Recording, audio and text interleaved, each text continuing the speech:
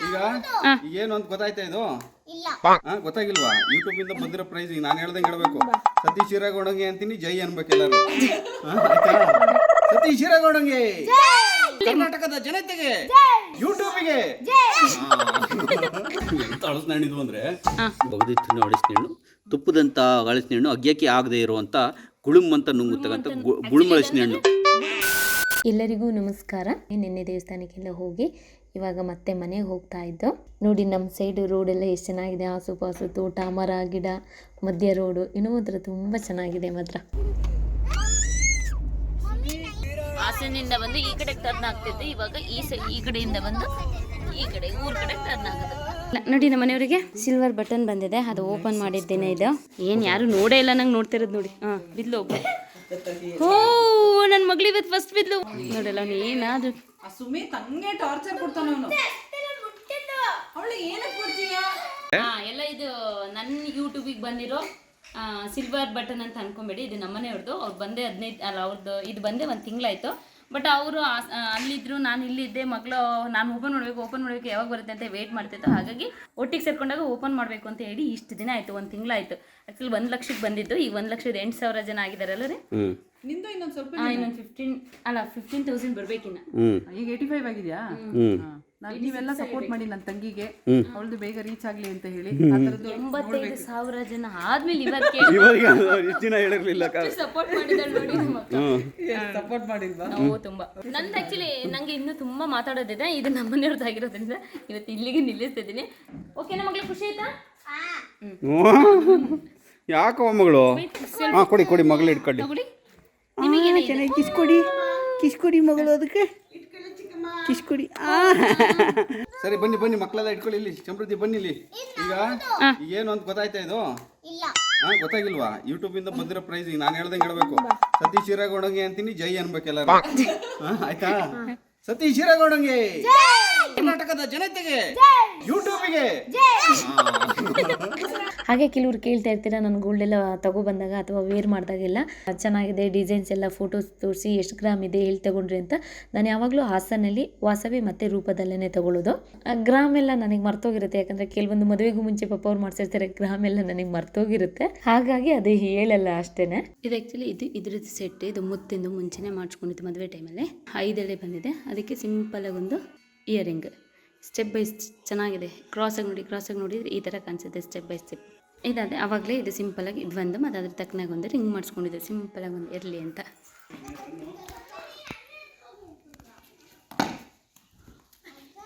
Wicket ನೋಡಿ, ಎಲ್ಲೂ ನೋಡಿಲ್ಲದರ wicket ಇದು. ಬರ್ಲು ಕಡ್ಡಿ ವಿಕೆಟ್.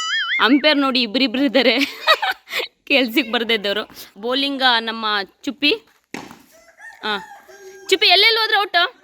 ಕಾಂಪೌಂಡು ಅಲ್ಲಿ ಇಲ್ಲಿ ಟಚ್ ಆದರೆ, ಗೇಟ್ ಟಚ್ ಆದರೆ ಔಟು. ಸೆಕೆಂಡ್ ಪಿಚ್ ಹಿಡಿದ್ರೆ ಔಟು. ಈಗ ಚುಪ್ಪಿ ಔಟ್ ಆಗೋವರೆಗೂ ಇಲ್ಲ, ಇಷ್ಟಿಷ್ಟು ಓವರ್ ಅಂತನಾ?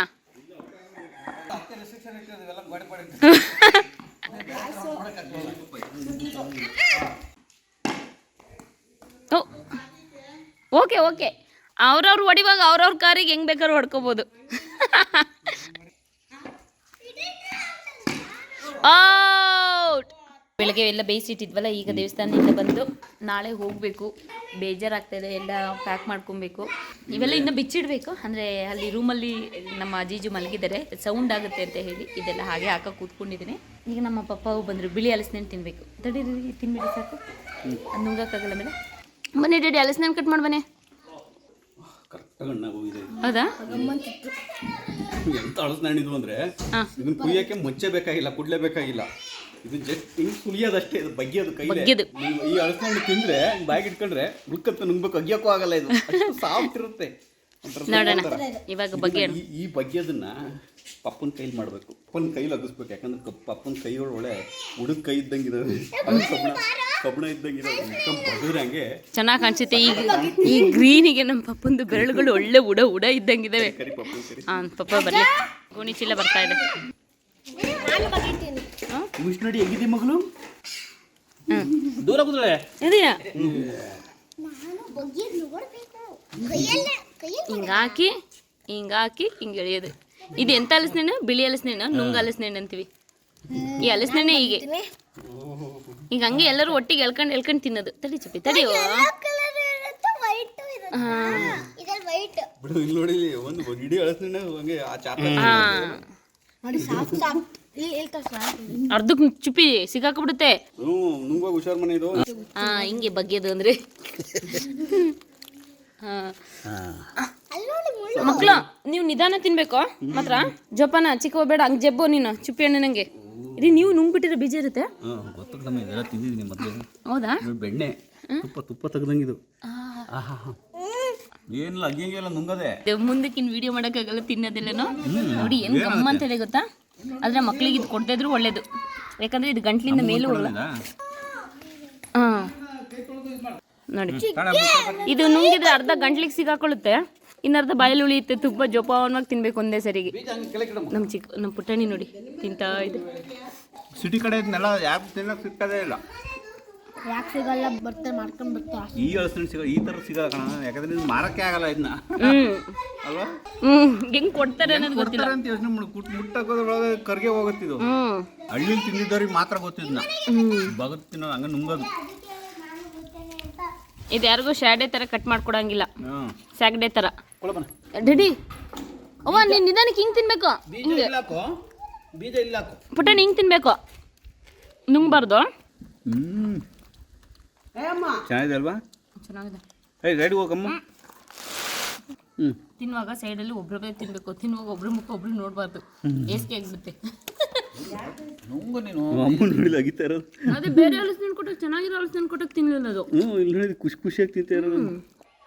ಬಗದು ತಿನ್ನೋ ಕೈಯಲ್ಲಿ ಬಗದು ತಿನ್ನೋ ಹಲಸಿನ ತುಪ್ಪದಂಥ ಹಲಸಿನ ಅಗ್ಯಕ್ಕೆ ಆಗದೆ ಇರುವಂಥ ಗುಳುಮ್ ಅಂತ ನುಂಗುತ್ತಕ್ಕಂಥ ಗುಳುಮ್ ಹಲಸಿನ ಹಣ್ಣು. ನುಂಗ ಹಲಸಿನ ಅಂತ ನಮ್ಮ ಅಪ್ಪನ ಬಿಳಿ ಹಲಸಿನ ಇದೆ, ಬಟ್ ನಾವು ನುಂಗ ಹಲಸಿನ ಗುಳುಮ್ ಹಲಸಿನ ಹಣ್ಣು ಅಂತ ಇದ್ರ ಹೆಸರು.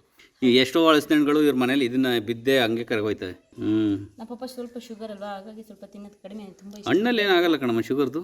ಇಲ್ಲ, ಒಂದೊಂದು ಹಣ್ಣು ತುಂಬ ತಿನ್ನಬಾರ್ದು. ಮ್ಯಾಂಗೋ ತುಂಬ ಸ್ವೀಟ್ ಇರುತ್ತೆ. ಮ್ಯಾಂಗೋ ಅಂದರೆ ಯಾವ ಹಣ್ಣು? ಮಾವಿನ ಹಣ್ಣು. ಸಾಧ್ಯ ಆದಷ್ಟು ಇಲ್ಲ, ಸಾಧ್ಯ ಆದಷ್ಟು ಕನ್ನಡ ಬಳಸೋ ಪ್ರಯತ್ನ ಮಾಡಬೇಕು.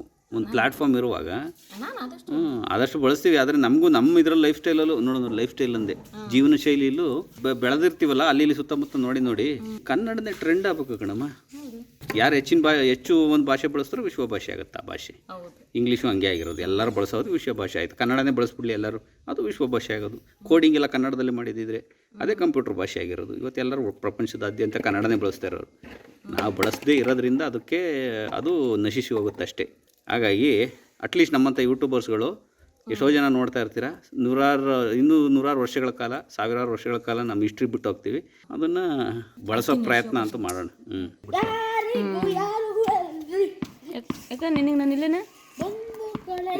ಓಹೋ ಯಾರಿಗೂ ಯಾರು ಇಲ್ರಿ. ಯಾರಪ್ಪ ಎಲ್ಲಿ ಕಲ್ತ್ಕೊಂಡು ಇಟ್ಟೊಂದು ಸಣ್ಣ ಬಂಧುಗಳೆಲ್ಲ ಸುಳ್ರಂತೆ. ನಾವು ಬಂಧುಗಳು ಹಂಗಾರೆ ನಮ್ಮ ಮುಂದೆನೆ ಬಿಡ್ತಾವನಲ್ಲ, ಬಂಧುಗಳೆಲ್ಲ ಸುಳ್ರಿ. ಕಣ ಅಂಕಲ್ ಆಯ್ತಾ? ಮುಗೀತಾ? ಫುಲ್ ತಿನ್ನಕ್ಕಂತೂ ಆಗಲಿಲ್ಲ. ಇಷ್ಟು ಮನೆಗೆ ತಂದಿಟ್ಟುಂಟು, ಇಷ್ಟು ನಮ್ಮ ಶೋಪನ ಮೊಮ್ಮಕ್ಕಳು ತಿಂತಾರೆ ಅಂತ. ಹಾಗಾಗಿ ಇದು ಸ್ವಲ್ಪ ಶೋಪನ್ ಅದು ಬಿಡಿಸ್ಕೊಟ್ರೆ ಚೆನ್ನಾಗಿರಲ್ಲ, ಇದು ಚೆನ್ನಾಗಲ್ಲ. ಹಾಗಾಗಿ ಇದನ್ನ ಹಂಗೆ ಚೆನ್ನಾಗಿತ್ತೇನೆ ಅಮ್ಮ. ನಾಳೆ ಎಲ್ಲ ಬೆಂಗಳೂರು ಹೋಗ್ತಾ ಇದೀವಿ. ಇದಂತೂ ಸಖತ್ ಮೇಲೆ ಇದಕ್ಕೆ ಎಷ್ಟು ಬೇಜಾರಾಗುತ್ತೆ. ಫ್ರೀಯಾಗಿ ಓಡಾಡ್ಬೋದಿತ್ತು. ಈ ಇಬ್ಬರು ಫ್ರೆಂಡ್ಸ್ ಇದ್ರು, ಮತ್ತೆ ತಣ್ಣ ಗಾಳಿ ಎಲ್ಲ ಬೀಸೋದು. ಅಲ್ಲಿ ಹೋಗಿದ ತಕ್ಷಣ RCC ನಮ್ದೇ ಫುಲ್ ಟಾಪಲ್ಲಿ ಇದೀವಲ್ಲ ನಾವು, ಹಾಗಾಗಿ ತುಂಬಾ ಶೆಕೆ ಆಗುತ್ತೆ. ಇದಕ್ಕೆ ಜೊತೆಗೆ ಯಾರು ಇರಲ್ಲ. ಒಂದು ವೇಳೆ ನಾನಿದು 2 ದಿನ ಇಲ್ಲಿಂದ ಹೋಗಿ 2 ದಿನಕ್ಕೆ ನಾನು ಎಲ್ಲರೂ ಇದು ಬಿಟ್ಬಿಟ್ಟು ಏನಾರು ಮಾಲ್ ಸುತ್ತಕ್ಕೆ ಹೋದ್ರೆ ತಲೆ ಸುತ್ತ ಬಿದ್ದೋಗಿರುತ್ತೆ. ಅಯ್ಯೋ ದೇವ್ರೆ ನಾನು ಎಲ್ಲಿ ಬಂದಿದ್ದೀನಿ ಅಂತ ಹೇಳಿ. ಪಾಪ ನಾಳೆ ಬೆಂಗಳೂರು ಹೋಗ್ತಾ ಇದೀವಿ, ಬೆಂಗಳೂರಿಗೆ ನಾಳೆ. ಸಾಕು ತಲೆ ಮೇಲೆ ಬಂದು ಕೂತ್ಕೊಂಡ್ಬಿಡುತ್ತೆ ಅವ್ವ ಅಂದ್ಬಿಟ್ರೆ.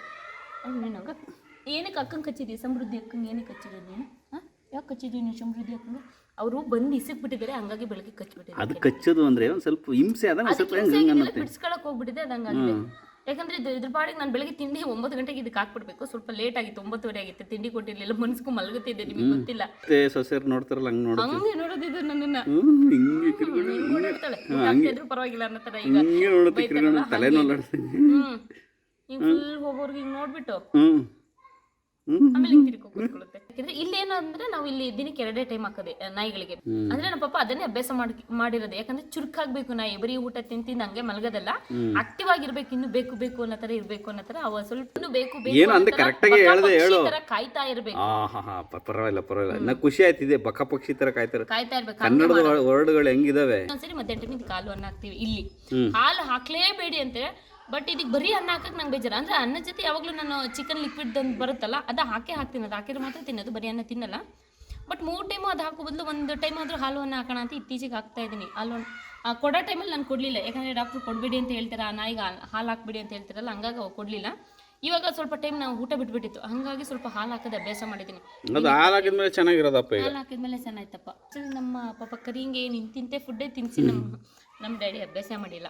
ಅದಕ್ಕೆ ಅಂತಲೇ ನಾವು ಏನು ಸಪ್ರೇಟಾಗಿ ಏನು ಮಾಡಿಲ್ಲ ಅಂತ. ಈಗ 12 ವರ್ಷದಿಂದ ಇದೆ ಅದು. ಈ ಡ್ರೆಸ್ಸಿಗೆ ಇವೆಲ್ಲ ಮ್ಯಾಚ್ ಆಗ್ತಿಲ್ಲ, ತೆಗ್ದಿರ್ಬೇಕು. ಚೆನ್ನಾಗಿದೆ ಕಣಮ್ಮ, ಚೆನ್ನಾಗಿ ನನಗೇನು ಚೆನ್ನಾಗಿ ಕಾಣಿಸ್ತಾ ಇದೆ. ಚೆನ್ನಾಗಲ್ಲ ಅಂದ್ರೆ ನಮ್ಮ ನಿನ್ನ ಗೋಲ್ಡ್ ಚೆನ್ನಾಗಿ ಕಾಣ್ತೀನಿ. ಎಂಥದ್ದು ಗೊತ್ತು ನೀನು ನಾನು ಹೊಗಳಿದ್ರೆ ನೀನು ಅಲ್ಲ ಈ ಡ್ರೆಸ್ಸಿಗೆಲ್ಲ ಮ್ಯಾಚ್ ಆಗಲ್ಲ. ಇದಕ್ಕೆಲ್ಲ ಇವೆಲ್ಲ ಹಾಕೋ ಕೂತ್ಕೋಬೇಕಂದ್ರೆ ಈಗ ಹೊರಗಡೆ ನನಗೆ ಚೆನ್ನಾಗಿ ಕಾಣ್ತಾ ಇದೆಯಾ ಗೋಲ್ಡ್. ಇವರೆಲ್ಲ ಮಾತಾಡ್ತಾ ಕೂತಿದ್ರು, ನಾನು ಇವೆಲ್ಲ ಬಿಚ್ಚಿ ಅಲ್ಲೆಲ್ಲ ಇಟ್ಟು ಬರ್ತೀನಿ ಅಂದ್ರೆ ತುಂಬಾ ಟೈಮ್ ಹಿಡಿಯುತ್ತೆ ಅಂತ ಬಂದೆಲ್ಲ ಕೂತ್ಕೊಂಡೆ. ಅವ್ರ ಕೆಲ್ಸಕ್ಕೆ ಹೋಗ್ಬಿಟ್ರು, ಹಂಗಾಗಿ ನಾನು ಹಂಗೆ ಬಾಕಿ ಕೆಳಗಡೆ ಕಮೆಂಟ್ ಹಾಕಿ ಚೆನ್ನಾಗಿ ಕಾಣ್ತಾ ಇದೆ. ಓಕೆ, ಇನ್ನ ಇನ್ನ ಸಂಜೆ ಏನಾದರೂ ಚಿಕನ್ ಕಬಾಬ್ ಮಾಡಿ ಅಥವಾ ಚಿಕನ್ ಫ್ರೈ ಮಾಡಿ, ರಸಮ್ ಮಾಡಿ, ರೈಸ್ ಮಾಡ್ಕೊಂಡು ಊಟ ಮಾಡಿಕೊಂಡು ಇನ್ನು ನಾಳೆ ಹೊರಡಬೇಕು. ನಾಳೆ ಅಳಲ್ಲ, ಮತ್ತೆ ಬರ್ತೀನಿ. ಓಕೆ ಸರಿ, ಇಲ್ಲಿಗೆ ಸದ್ಯಕ್ಕೆ ಈ ಗುಳುಮಳಸಿನ ಹಣ್ಣು ವಿಡಿಯೋನ ಇಲ್ಲಿಗೆ ಮುಗಿಸ್ತಾ ಇದ್ದೀವಿ. ನಾಳೆ ಮತ್ತೆ ಇನ್ನೊಂದು ವಿಡಿಯೋದಲ್ಲಿ ಸಿಗ್ತೀನಿ. ಅಲ್ಲಿವರೆಗೆ ಧನ್ಯವಾದಗಳು.